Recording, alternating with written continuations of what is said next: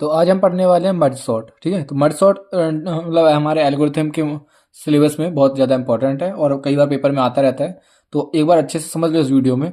और हाँ, इस वीडियो के बाद आपको किसी और वीडियो को देखने की जरूरत नहीं पड़ेगी, क्योंकि इसमें मैंने सब कुछ आपको बता दिया। मतलब उसके आपको क्या क्या थ्योरी में लिखना है, क्या क्या आपको क्वेश्चन भी करना है, और कैसे क्वेश्चन को आप करोगे पेपर में, वो भी इसी वीडियो में आपको समझा दूंगा। ठीक है, तो बस पूरी वीडियो देखो, और वीडियो अच्छी लगे तो लाइक करना, चैनल को सब्सक्राइब करना। ठीक है, तो हम पढ़ने वाले हैं मर्ज सॉर्ट। मर्ज सॉर्ट होता क्या है, तो सबसे पहले ये समझ लेते हैं। ये डिवाइड एंड कॉन्कर टाइप की सॉर्टिंग होती है। ठीक है, मतलब सबसे पहले क्या करती है, डिवाइड करती है एंड देन उस पर कॉन्कर करती है। ठीक है, तो अब सबसे पहले हम समझते हैं इसके स्टेप्स क्या होते हैं मर्ज सॉर्ट के। देखो, divide the array into two halves. ठीक है, and recursively sort the left half and recursively sort the right half. ठीक है, देन हमें क्या करना होता है, merge the two sorted halves into a single sorted list.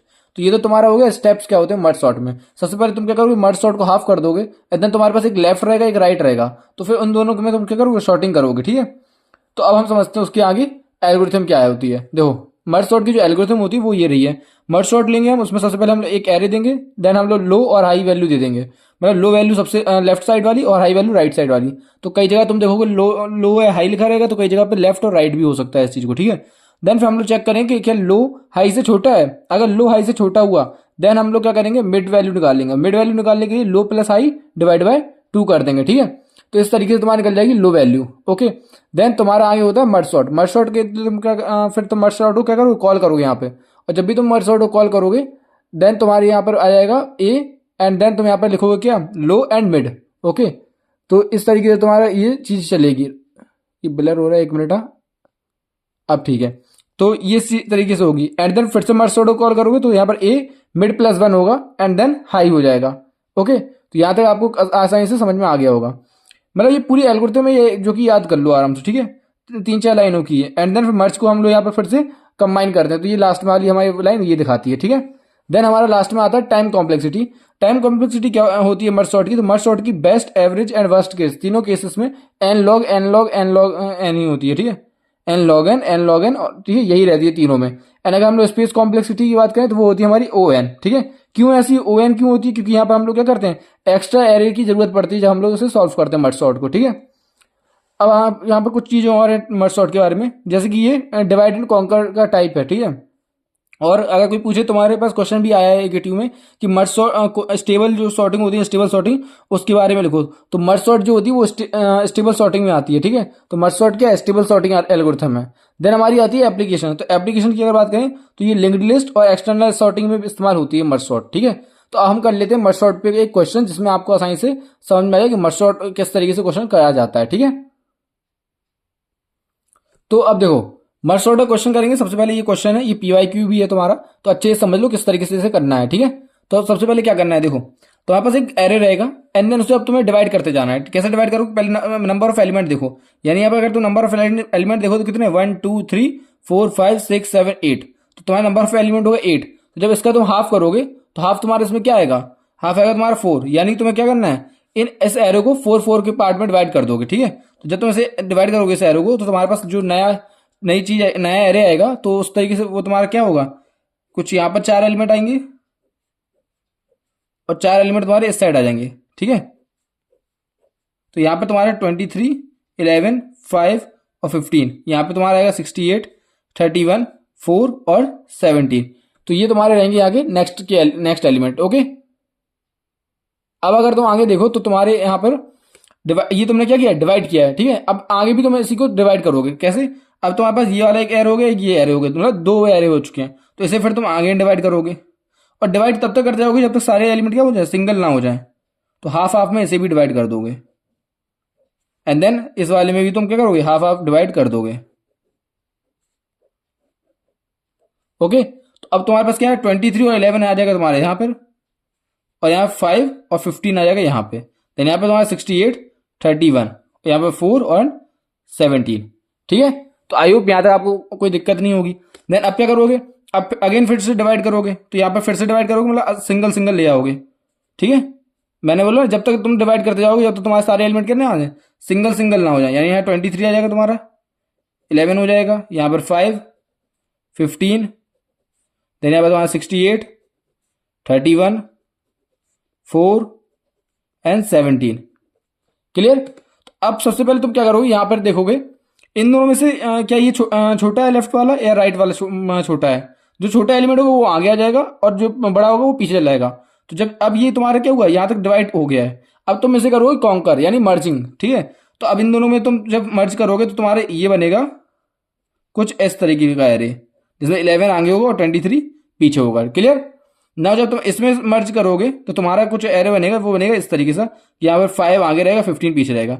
Simply तुम्हें बस सीक्वेंस के हिसाब से लिखते चलना है, ठीक है। और इसमें कोई अलग चीज नहीं, रॉकेट साइंस नहीं है। बस सिंपली जो तुम्हारा मतलब जो एलिमेंट छोटा होगा उसे पहले लिख दो, जो बड़ा है उसे बाद में लिख दो, ठीक है। तो जब तुम ऐसे करोगे तो इसमें तुम्हारा आएगा 31 पहले और 68 बाद में। और जब तुम इन दोनों में से देखोगे कंपैरिजन करोगे तुम्हारे पास 4 पहले आएगा और 17 बाद में आएगा, ठीक है। देखो अब अगले केस में क्या होगा, अगले केस में अब हम इस वाले एरो को इस वाले एरो को कंपेयर करेंगे। तो सबसे पहले हम क्या मान लेते हैं, यहाँ पे मान लेते हम ए आई है, यहाँ पे हमारा जे है, ठीक है। तो हम मैच करते हैं कि 11 5 से छोटा है।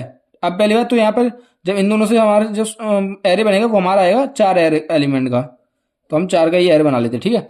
अब देखो क्या आई से जे छोटा है, हाँ जे छोटा है, तो जे को हम पहले लिख देंगे, ठीक है। अब जब जे यहाँ से चला गया तो हमारा जे आगे शिफ्ट हो जाएगा।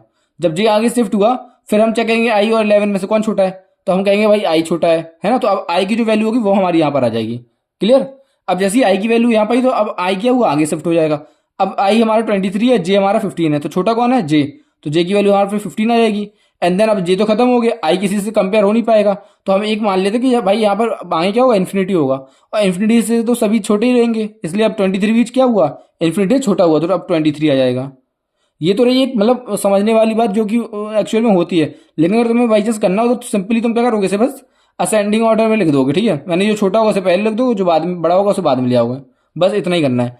अब इन दोनों में से जब तुम देखोगे तो यहाँ पे भी तुम्हारा क्या होगा, सेम वही चीज होगी, 4 एलिमेंट होंगे। आई जे के फॉर्मेट में अब तुम समझ ही गए हो क्या चीज होती है, एक एक करके कंपेरिजन होता है। मतलब 31 पहले इधर होगा तो ये 4 छोटा हो जाएगा, 31 का अब 70 से होगा तो 17 छोटा हो जाएगा। अब 31 यहाँ आ जाएगा और 68 यहाँ आ जाएगा। क्लियर, ये दोनों हो गया। अब फिर इन दोनों को भी मर्ज करा देंगे हम लोग, ठीक है। तो हमारा फिर से एक एरे आ जाएगा जिसमें अब हमारे कितने एलिमेंट आ जाएंगे आपसे, 1 2 3 4 5 6 7 और 8, ठीक है। तो अब यहाँ पे भी क्या चल रहा होगा, आई और जे का फॉर्मेट ही चल रहा होगा। मतलब आई यहाँ पर होगा, जे यहाँ पर होगा।